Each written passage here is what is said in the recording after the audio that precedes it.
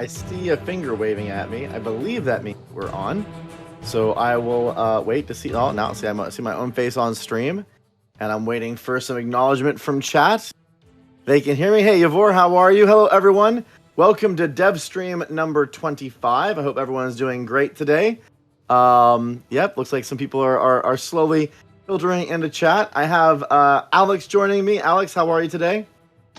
Hi, I'm surviving pretty well. I had some long weekend to refill my batteries a bit in a nice village near the mountains. So life is good. That's good. Yeah, I know. We just had a major milestone very recently, like very, very recently. So it's been a extremely busy last couple of weeks. Yeah, indeed. We're working here at least 12 hours a day, some of us. It's quite hard, but it's fun as we're putting up the final touches, so to say. And yeah, it's cool when you do something that you enjoy. The work does not tire you so much. Yeah, absolutely. We are gonna have Georgie come on a little bit later. I know he's in the wings, so it's both of you today, not just the Alex and Brad show. So it'll be fun to have Georgie back and his epic beard. I was actually talking to someone, I think it was a week or so ago. We were talking about like when you get your beard shaved, how people don't recognize you anymore. And there was this conversation about, man, if Georgie shaved his beard, he would look like a completely different person. And then one person on that call was like, Georgie is not allowed to shave his beard until this game ships. Like, I don't care what happens. That beard is like the good luck beard. He can't shave it. Like it's there until the end. So It's I funny. see Georgie smiling in the corner. I don't know if you know this now, but supposedly your beard is now a critical part of making sure that Knights of Honor is becomes what it's supposed to be. It's funniest when you have little kids. It actually happened to me when you shave your beard and they cannot recognize you, and they freak out. So it's quite funny. That's so fun. Yeah, I actually I mean I have a beard most of the time, but I did shave cleanly shave. What was it, like a 5 or 8 months ago or something, just for a day, and then grew it back. And my significant other was like patting my face and calling me baby face. She's like, "What's wrong with you? Like, what's what happened to your face?" So yeah, it's a real thing. Um, well, we have a dev diary up, so if you want to read that, it's on our community site, community.knightsofhonor.com. It's dev diary number 25, talking about the royal family. So we're going to be talking through that. I also want to start the stream by kind of, I know that every stream, I was kind of hoping to wait till a few more people roll in, because I know some people come in a little bit late. Maybe I'll save it for the middle of the stream. So we'll talk about this a little bit later, because I know that people jump in. I do want to talk a little bit about the questions we get about the release date and some of the commentary that we're seeing on the forums. Contrary to, I won't say popular belief, but it's a very specific set of people. There are some people that believe that we're not reading the Steam forums and we only read Discord. And that's absolutely not true. We read all sorts of stuff, and we're talking about these comments constantly. So we'll talk a little bit about that. I'm going to leave it till maybe halfway through the stream. That way everyone can get in and we can repeat ourselves as a few times as possible. So for those that are here and hear me, I will talk about some of the release date feedback maybe at the 30-minute mark. So if you have those questions pop up in chat, just tell everyone wait for 30 minutes and we'll chat about it some then. I think though we'll start the stream talking about royal family, and then we'll kind of segue back into that. How does that sound, Alex? Yeah, it's cool because if you talk about it now, you know that in the middle of the stream there will be the same questions. So yeah. Yeah, absolutely. So today we're talking about royal family. Now we've talked about the royal family, I guess, tangentially throughout all the different streams. So this is like really kind of deep diving on the topic a little bit. Yeah, When we say royal family, like what do we mean by that? so right, you're correct. We've mentioned it many times, but it's just because the king and the royal family matters a lot to the entire game. But we never gotten in the specifics of the royal family, so it's high time to do it. The royal family is the king, the queen, their siblings, and a category that we call important relatives. that specific category has changed several times during the development, and even changed a bit after I wrote this DevDiary. So it's something very dynamic. And this is why do we change it so much? Because here we are trying to find the best balance. What do we want the royal family to be for the players, and how deep the mechanics should be. Since we don't want the royal family to be the main focus, as the avatar of the player in Knights of Honor is the kingdom itself. You are not the king, and you are not that dynasty that rules, but you are the entire kingdom, and the dynasty can potentially change. It must be important, of course, as it was for every kingdom during that time. These are monarchies, after all. But we don't want the game to be focused on that. It's not a dynasty simulation, after all. Yeah, and I think that was we actually early on in the project talked about this some because and I noticed some people in the comments on the community site were mentioning that not all there are differences between Knights of Honor 1, Knights of Honor 2 when it comes to the royal family, but a lot of it's very similar. And we did have some early designs back years ago about like expanding its functionality and adding a lot more dynamic relationships. At one point, we were talking about having dynamic families for the different knights and having like their heritage have a play in a number of like their skill things. And I think we ended up kind of shying away from that because, like you said, it starts kind of heading down that kind of dynasty or lineage simulator, what is not really what the core of Knights of Honor is about. And it was interesting to see kind of the feedback and responses in the forums where I think that's also the way the community feels. Like there are games out there, if that's the kind of game you want to play, there are games out there that serve that role. Knights of Honor really isn't that. You know, it has a little bit of a different flavor to it. Yeah, exactly. It's more of the grand strategy part of ruling a kingdom, developing the provinces, and politics, diplomacy. That's the main. We don't want to steal the focus away from that main feature. Yeah, absolutely. So the royal family really falls into kind of three main groups, right? So I know we talk about this in the DevDiary. Now obviously the first group is a king and queen. That should be kind of um uh self-explanatory. I mean, those are the leaders of the kingdom at that point. Yeah, they matter the most. We'll Right. talk about abilities later on.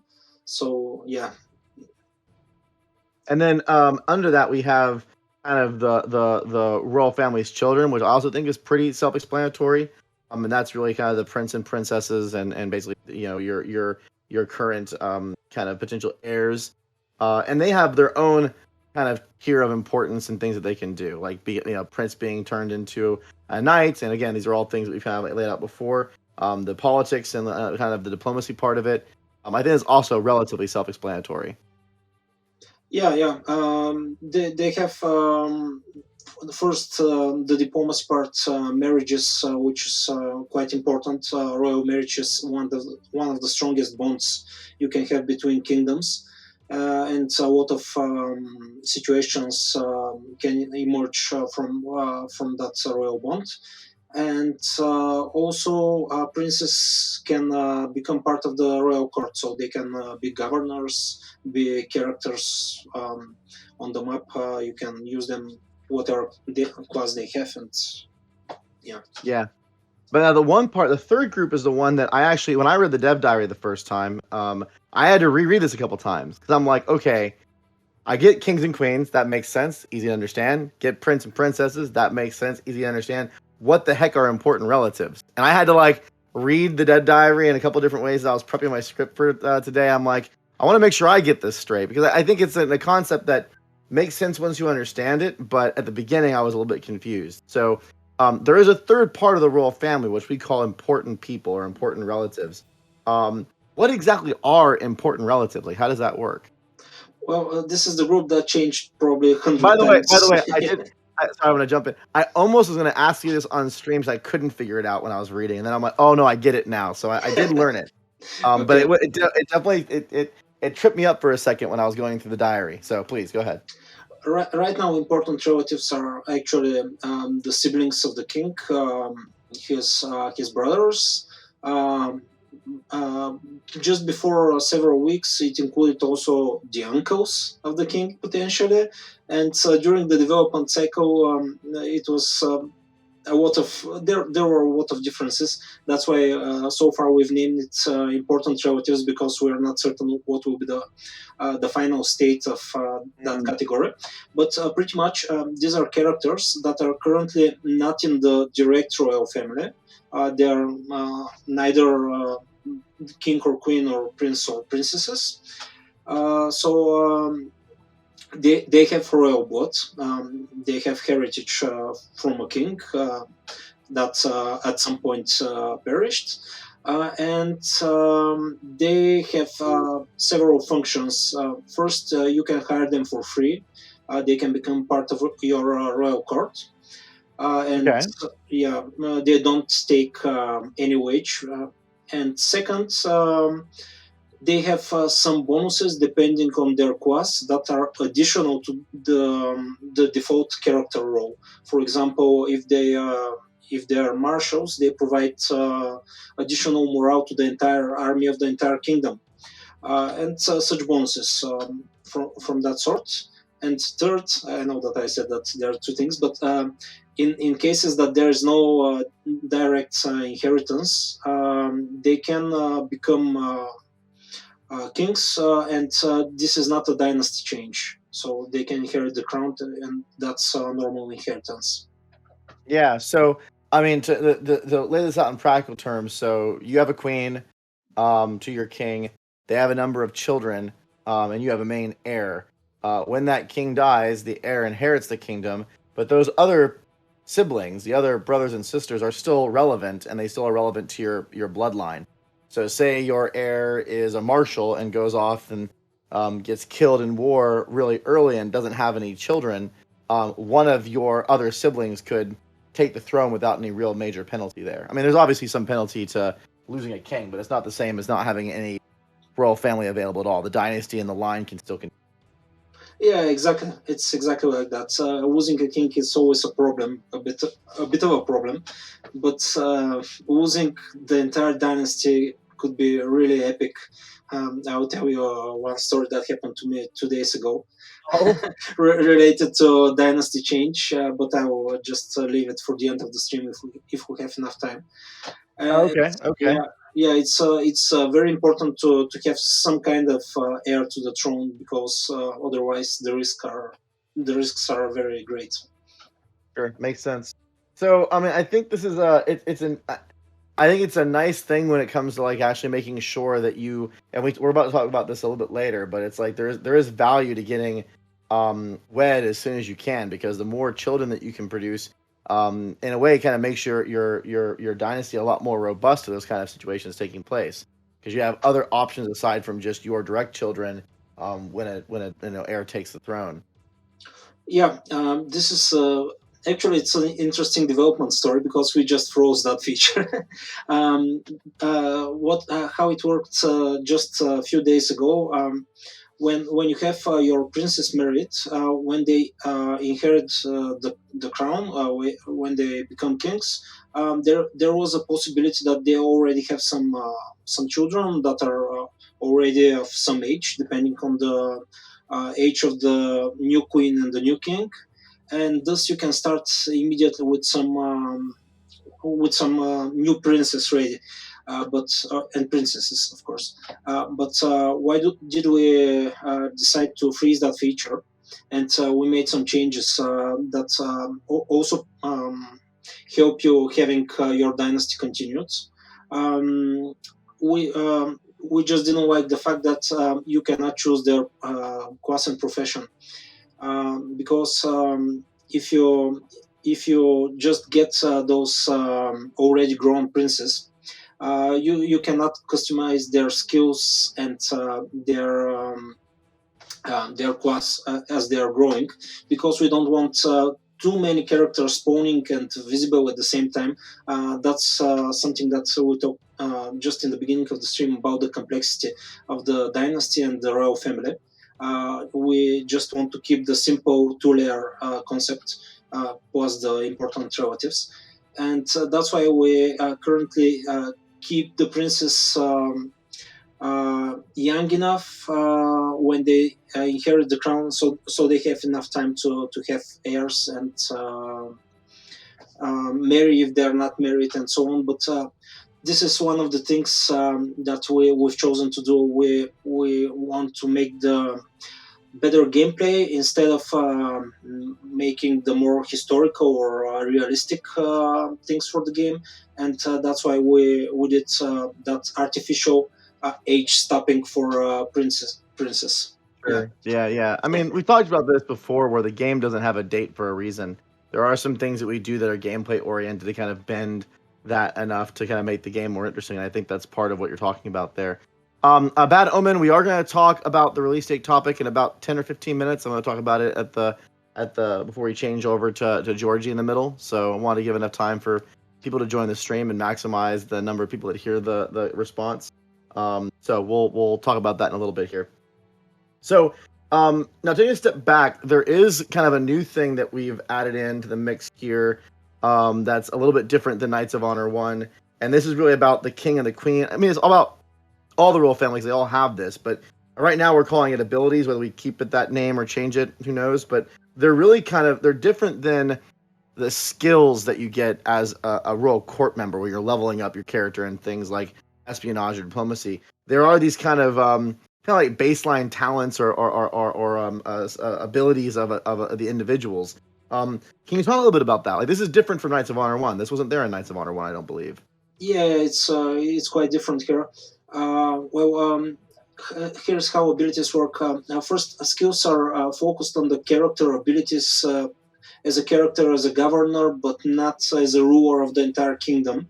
Kind of While like traits, really. Like they're yeah, yeah, like personality traits. they are helpful for specific actions and things that the character does, but not for the entire kingdom. And the abilities are always focused on the entire kingdom, and they are always the sum of points that the king and queen have. So yeah, we always need one great one behind each king, because if you choose the proper bride, you can boost your economy, for example, military, diplomacy, espionage, and religion. These are the five abilities right now. And Yeah, so just to make sure you kind of slip that in there in the middle of a thought. So there are five different ability options. I think we have a couple screenshots that show them up there.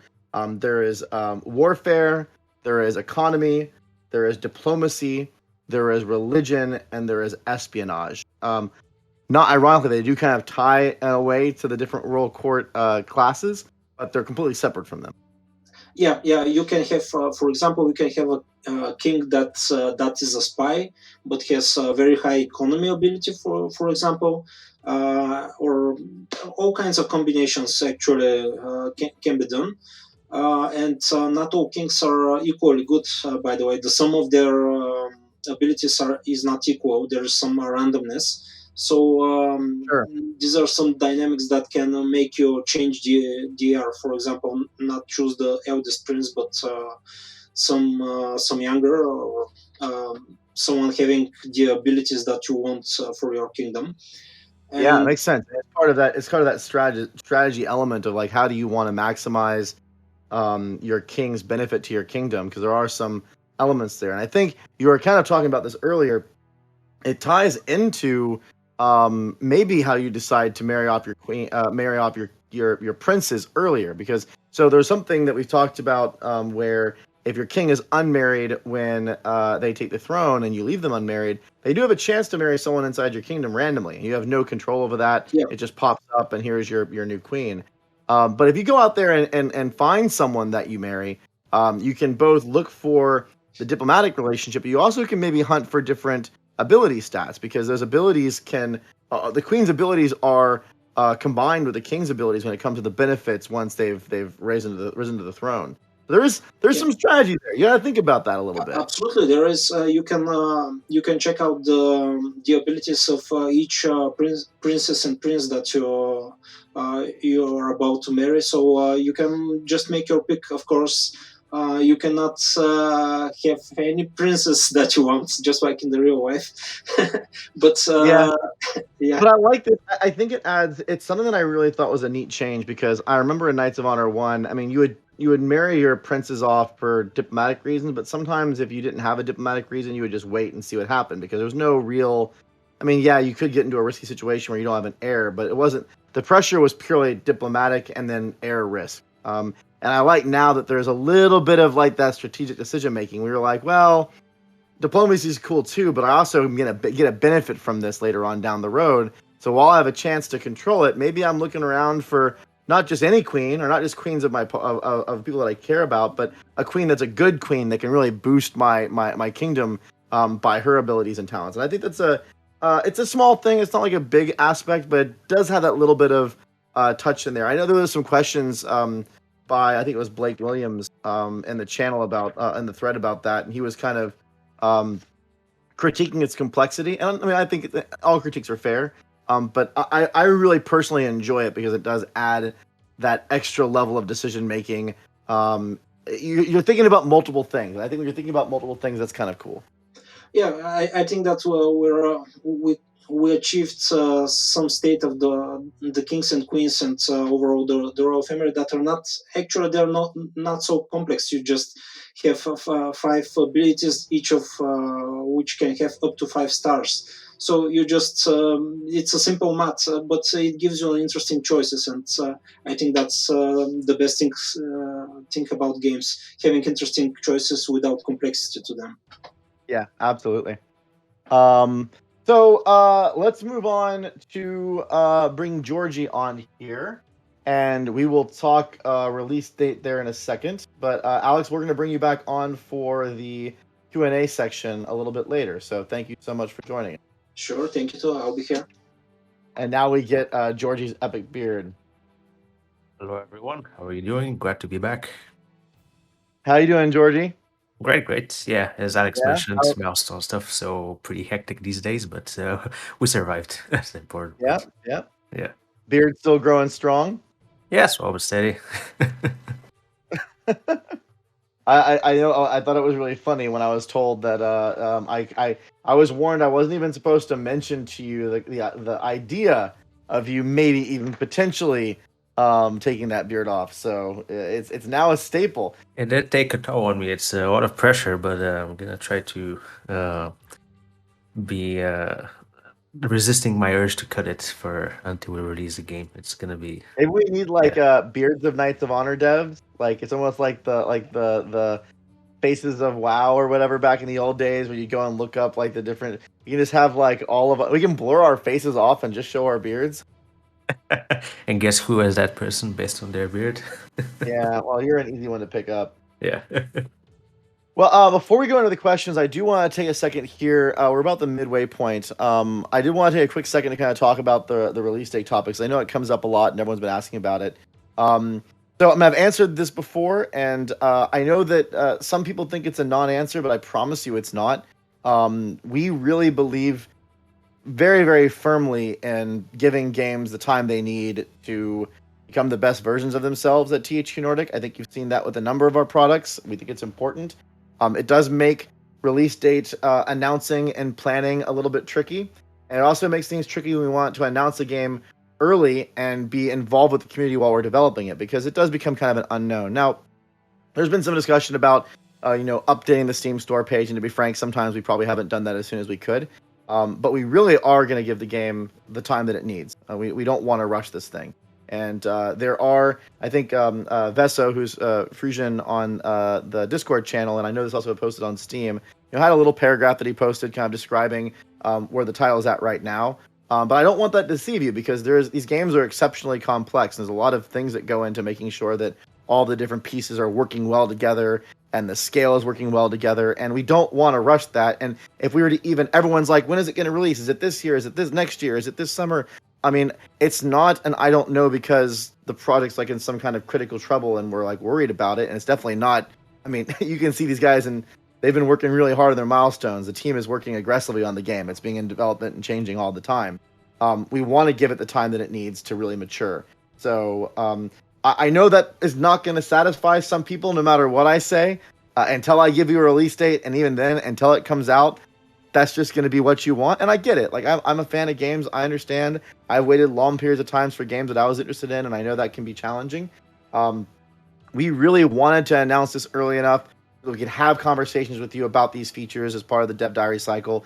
I know it may not seem like it sometimes because you don't necessarily see maybe we need to do a better job of surfacing the impact, but your feedback and the things that you guys respond to during these diaries, they make a big difference. Not a small difference, a big difference. We really do listen to them. We are paying attention. Sometimes the lack of reaction is informative to us, because if we do something that everyone just kind of likes, then people are like, okay, that's cool. And then we're like, all right, great, this is fine. Sometimes we announce something or talk about a dev diary, and there's a lot of conversation on the topic, and we're like, okay, wow, people are talking about this. This is super interesting to the community. We should pay attention to that. So I know that still may be frustrating for some people, and I respect that completely. But I hope that you understand and can respect that we really just want Knights of Honor 2 to be the best damn game it can be. I mean, literally, that's all we want. And we're, we're not going to rush it. We're going to give it its time. We haven't rushed it up until now. We've been giving it its time throughout this development cycle, and this is a conversation between the publisher and developer. It's not no one's dictating to anybody. It's a dynamic live conversation that we have on a very regular basis. And we're going to continue to have that, and we're going to continue to, narrow down on when this thing is ready. And when it's ready, we will definitely tell you, and we'll be all excited about it. And you'll see marketing ramp up, and you'll see videos and a whole bunch of other stuff happening. Until then, we're just going to, let it take its time that it needs to mature. So, I hope that again, if someone wants to clip this and put this on the Steam forums, be my guest. I mean, that's up to you. I hope that at least provides some insight into how we're thinking about this.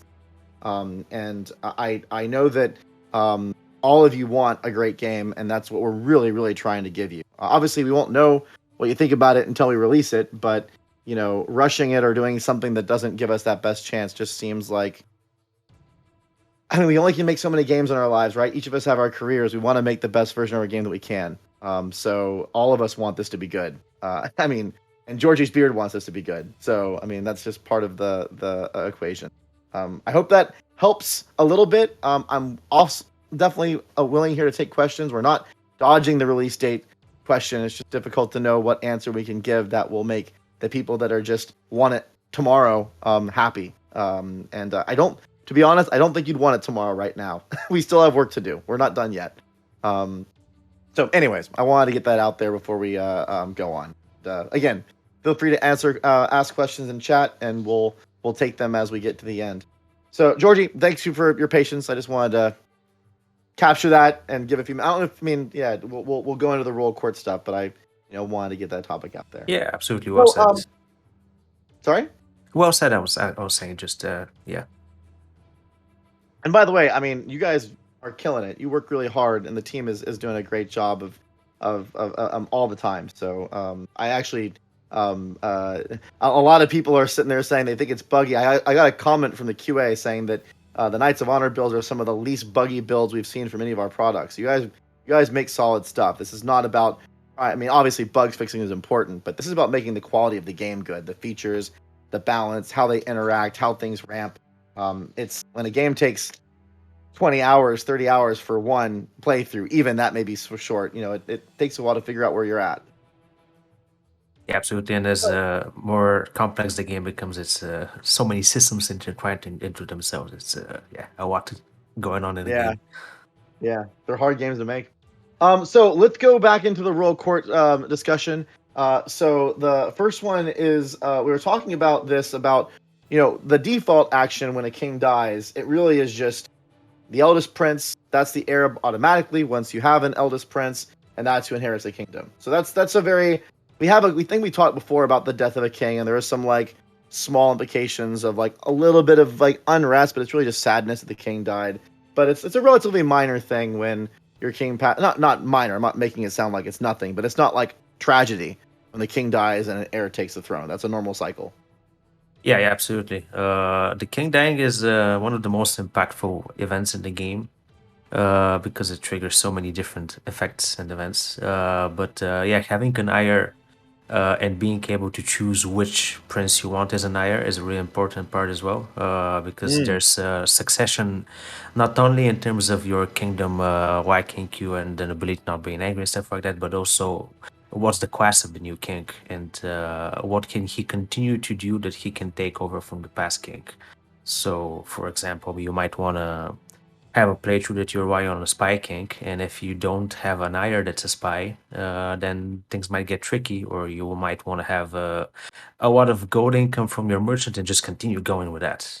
So keeping active succession in check is perhaps the most important aspect of keeping the stability of your kingdom on par.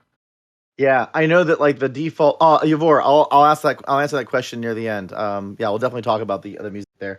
So, I mean, the default of having that eldest prince is kind of a normal thing, but I find it really interesting that what you're talking about, because if you have a class, and this is something that I often personally do, right?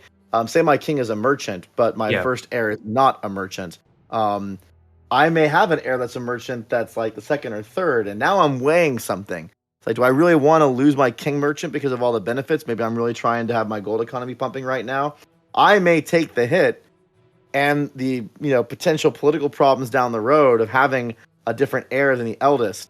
That's a decision that you can make. Now there are different implications if you make that decision.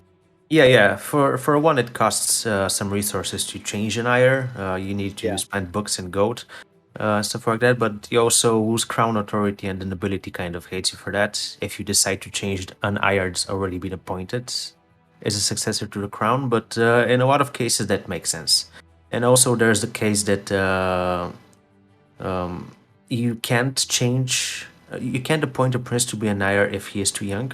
Currently in the game, if he is a newborn or just a small child, you can't really change him. So you need to weigh in Right. that as well. You kind of have to time things properly. Marry your king to a princess from another kingdom, for example, or just wait for the auto marriage to happen early on, so you can have time to have kids that are old enough, and of course have princes that are born because they can be princesses as well.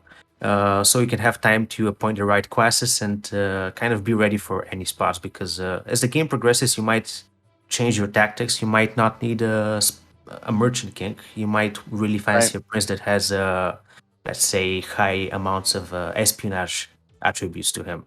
And that means that he has higher espionage defense, and you can defend against other spies. So, for example, let's say me and Alex are playing and he's crushing me with his spy. I might want to appoint the prince that has a lot of spy stars in him, so I can defend against him. Now, this is interesting too, because when a prince becomes a king and all their brothers become important relatives, and we were talking about this with Alex a minute ago, those important relatives' abilities are not just irrelevant; they also have kind of an impact to your kingdom, right? Your royal family's collection, they're not as much as like the king and the queen, but they do still have their role there. Yeah, absolutely. In the long run, you can plan on having certain classes and benefiting from the skills. Earlier on, I just mentioned with the martial that you gain morale bonus morale for your armies, but you can also gain stuff like book income throughout your kingdom if you have clerics who are important relatives. Having diplomats as important relatives grants you influence. So if you're lucky to have 3 or 4 princes, you can really be impactful in diplomacy.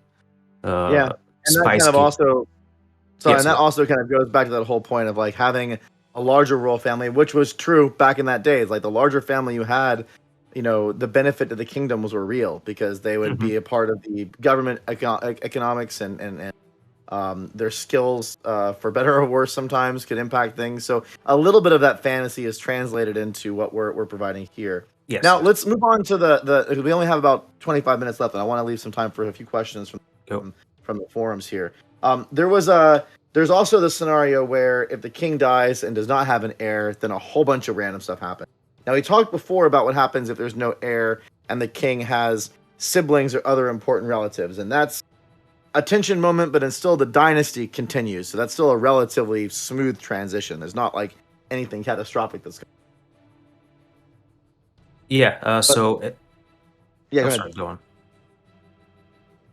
I was just gonna say that, yeah, the case you described, if you don't have any important relatives and you don't have any princes as heirs, it it could happen quite often if you get risky, for example, with your martial kings and just get them killed in battlefield, Right. or enemy spies kill your kings for some reason, stuff like that. But you can also just be unlucky and don't really have any prince sires. So once that happens, the whole kingdom, for once, the crown authority drops heavily. It's -3 currently, I think. Also, the nobility's opinion really drastically So goes hold on, I want to down. make sure we clarify because I think you jumped into my next question. All right, sorry. So now we're in the situation where the king has died and there's nobody in the royal family. So there's no Yeah. heirs, there's no important relatives. It's basically the line is stopped, and now chaos ensues of different types. So let's go through. There's a couple like baseline things that happen no matter what, and you were walking through them. Things like crown authority dropping. What else kind of happens? Before we Yeah, go into the so different scenarios, what are the baseline things that happen? okay. So the baseline is, yeah, when you don't have an heir, then the crown authority drops and ability drops opinion. Of course, you also gain some temporary stability decrease throughout your kingdom that goes away after some time. Currently, we Yeah, but if you're in also a situation where you're like your stability is already kind of rough, that can be the thing that teeters you over into rebellions across your kingdom, right? it So could there's be, yeah. a dangerous moment. Definitely. It actually currently it just literally like works throughout all the towns you have. And if you have a rebellious population and the king dies, then it kind of works if there's an opportunity to spawn a rebel somewhere. So we kind of force that element when the event happens. Mm-hmm. And also the biggest thing, which I guess we can talk about later in more detail, is the kingdom split, which can happen if your king dies and there's no See, you heir. keep on jumping ahead of me. Yeah. Georgie likes to jump ahead. You have the script ahead of time, buddy. I No, it's know, I fine. know. So, so let's go into the first before we go into that part because you're already kind of letting the cat out of the bag there. For those that haven't read the Dev Diary, Yeah. the part that's first is like so you can have a progression of who gets the kingdom next, and part of that is picking a new king. Now, I guess there's a few different choices that could come from, right? And then this happened in Knights of Honor 1 too as well, if I remember correctly, where like but one of the other people in your royal court could become the king. Yeah, absolutely. So if you don't have an heir and you have important relatives, one of those important relatives will succeed the crown. But if you don't have an important relative, then someone from the royal court will take over that role. And if you, for some reason, don't have anyone in the royal court at all, then a random character with a random quest will be assigned as the successor to the king, which is the final Okay. step. So I want to clarify that. Is it always someone from the royal court or can it also sometimes be a random person even if your royal court is populated? Like is it always the royal court that gets the next tip? If you don't have any important relatives and you don't have any prince heirs, it's always someone from the royal court if you have an heir. Ah, okay. That was a little bit confusing in the dev diary. I get you now because the way in the dev Yeah. diary, I thought that it had changed to be it could be either the royal court or a random new person, and you just were dice rolling on which one you got. Okay, so it defaults to the royal court next, and kind of in an order of sequence. Okay, Yeah, you kind of have so some control, one of but your it's royal court random. knights will be elevated. Yeah. Okay, and in some situations, even though you've had all this chaos, that's the end of it, right? You have a new king, new member of the royal court. Or sorry, the royal court slot is now the king slot, and you can go get married and start the whole dynasty over again with a different dynasty, and that's just the way it goes. You have to recover from the chaos of having your dynasty end, but relatively straightforward.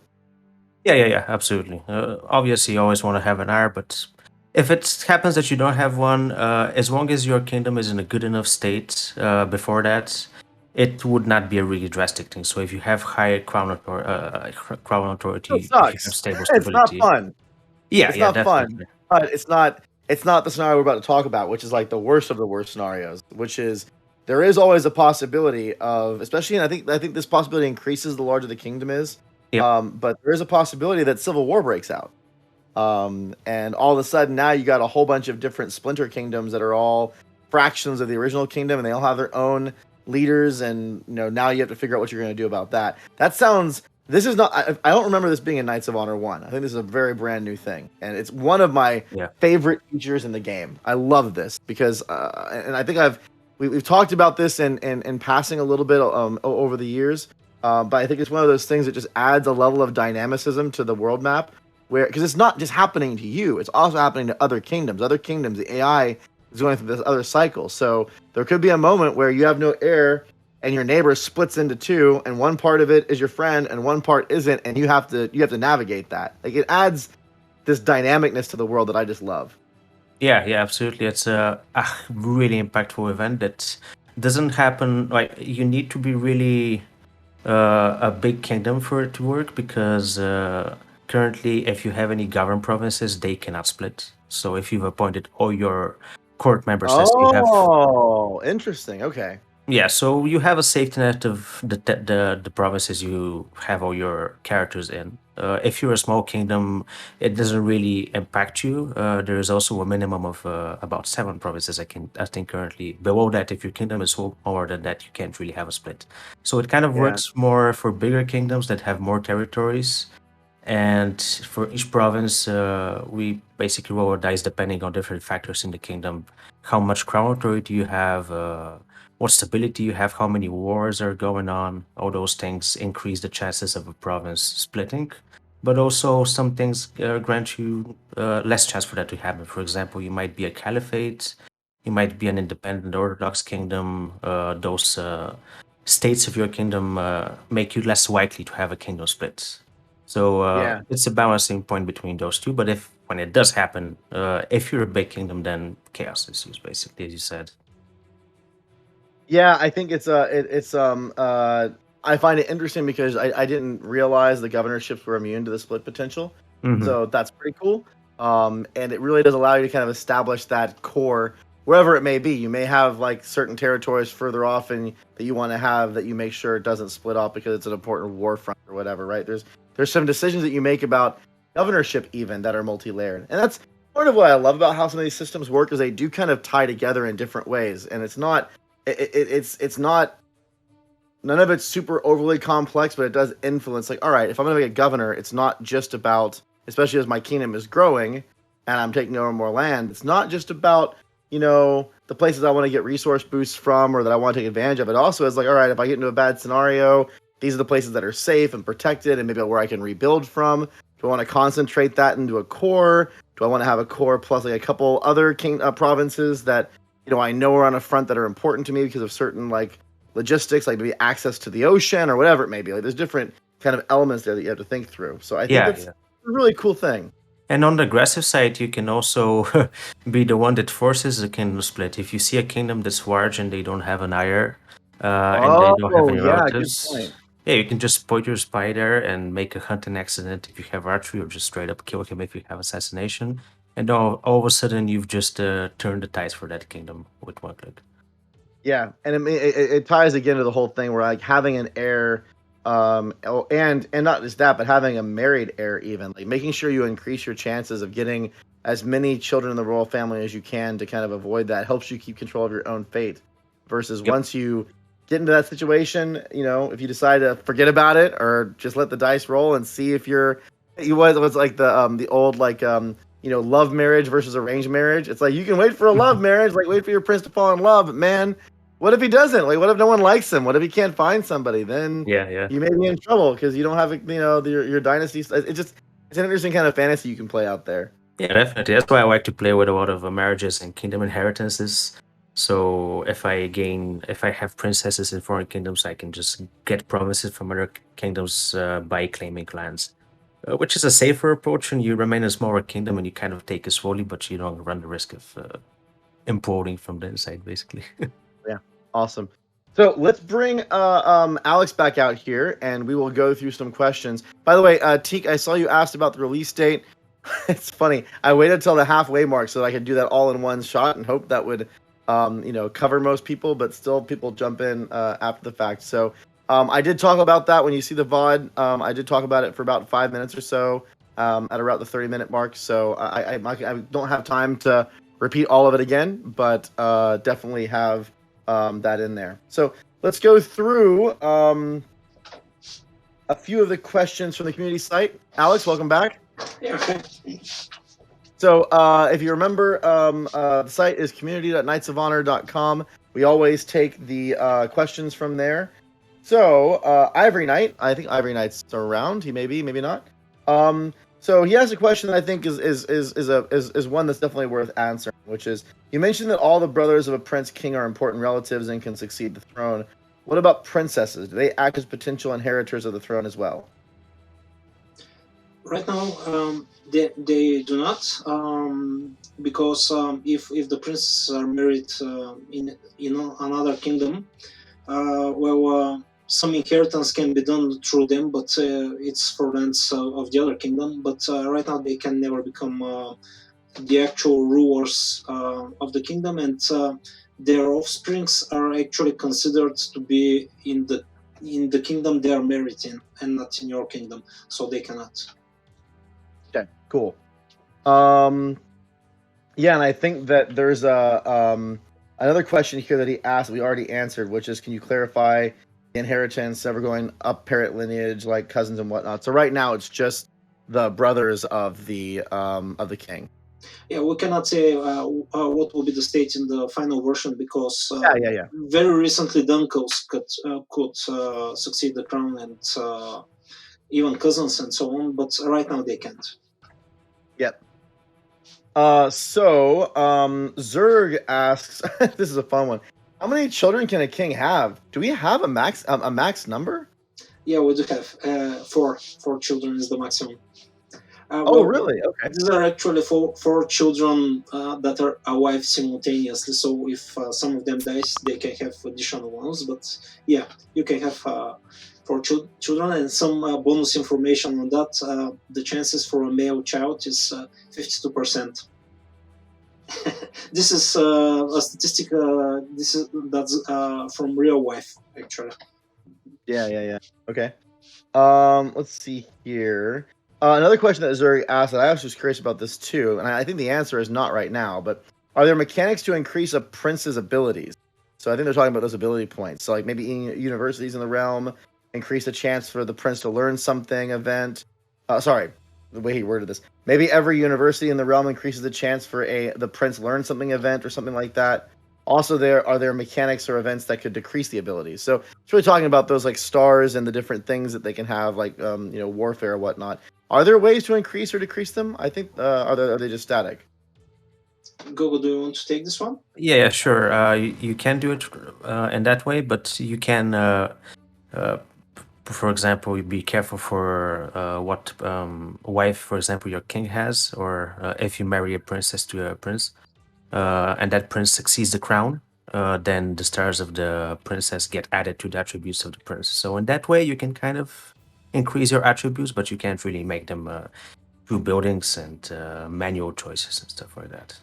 Yeah, So right now, we didn't go ahead. want this to be something easy to increase. It must be an important choice and very hard to make. And once you make it, you cannot just compensate with some building or some training or something like this. We intentionally want them to be something static.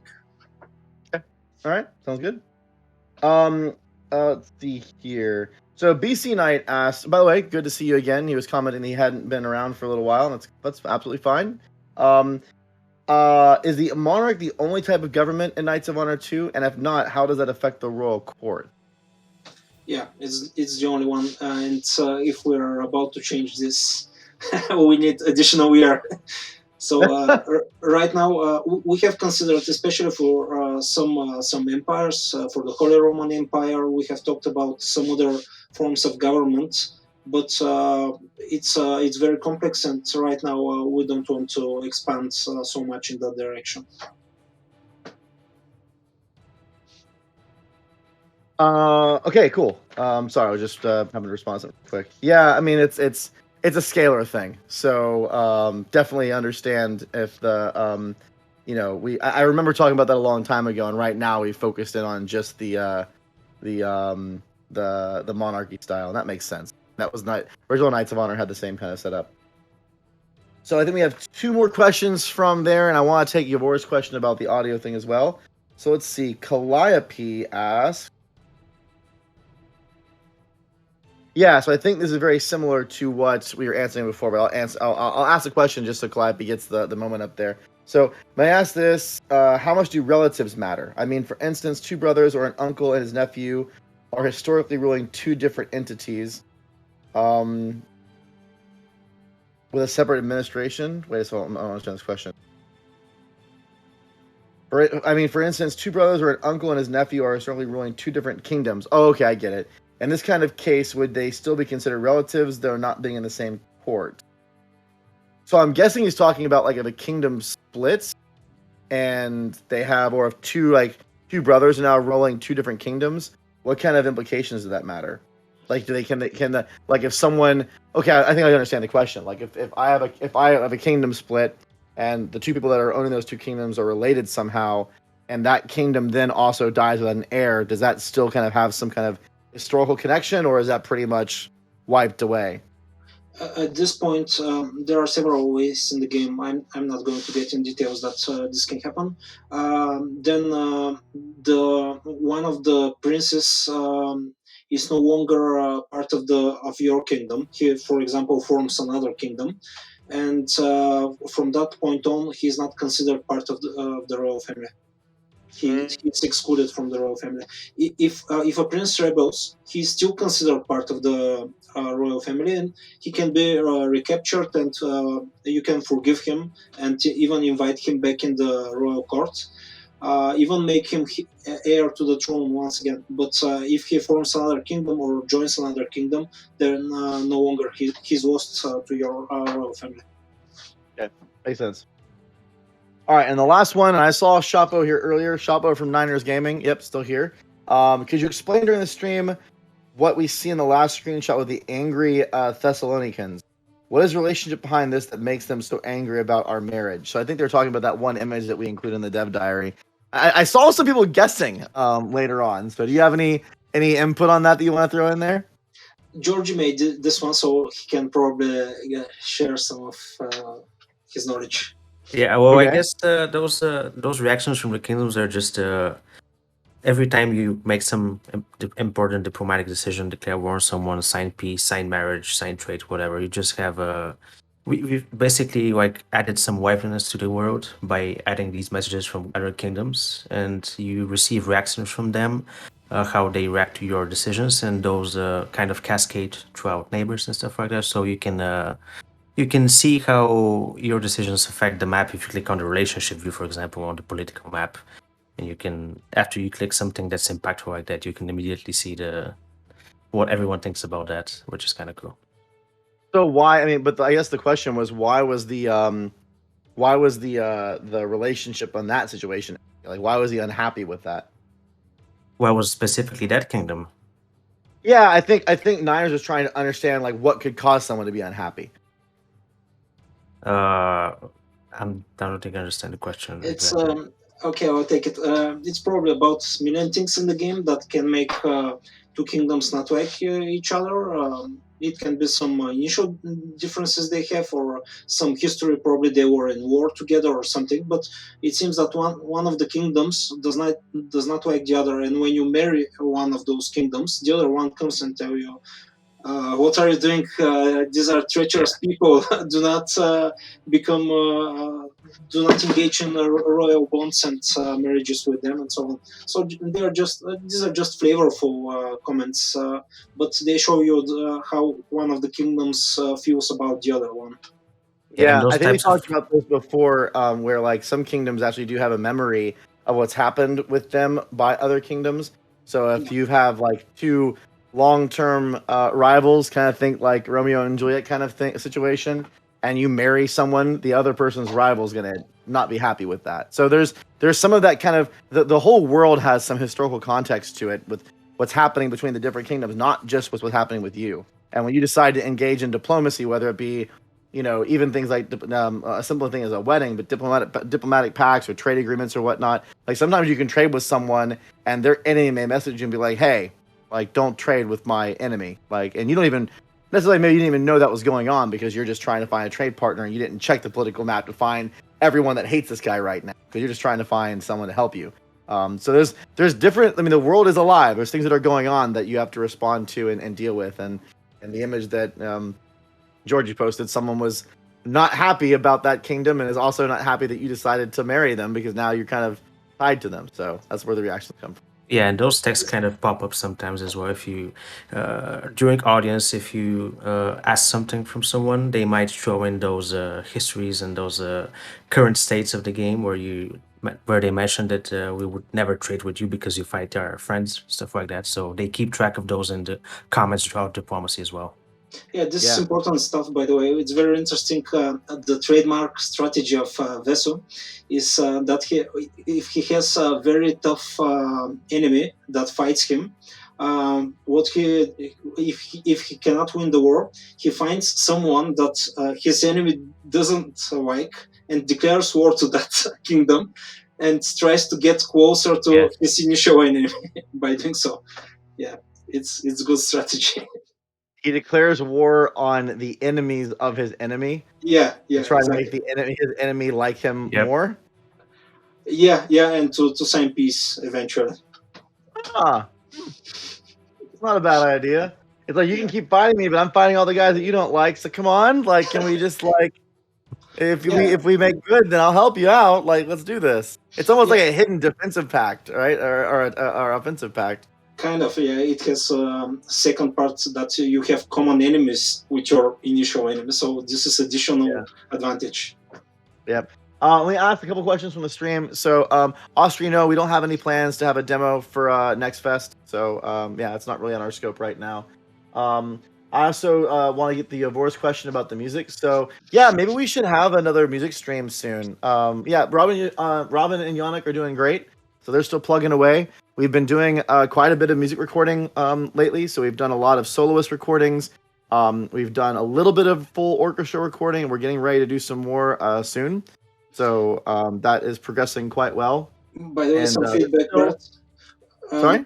we initially liked very much what they did, but the new tracks, everybody loved them. So yeah, great work. Yeah, every time Yeah, something new pops up, we're like, "Oh, this is so great! Hell yeah!"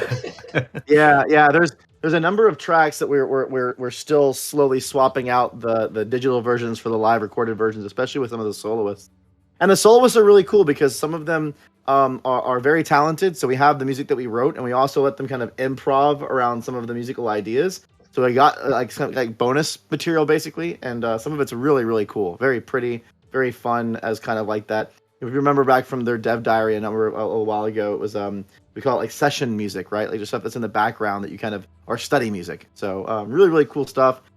They're heavy at work recording and writing some of the final tracks right now, just on the writing side, and then we're looking to soon hopefully book the orchestra time and get that done. So yeah, I can't say Kamos RZ which orchestra we're going to use quite yet because there are a few that we're talking with.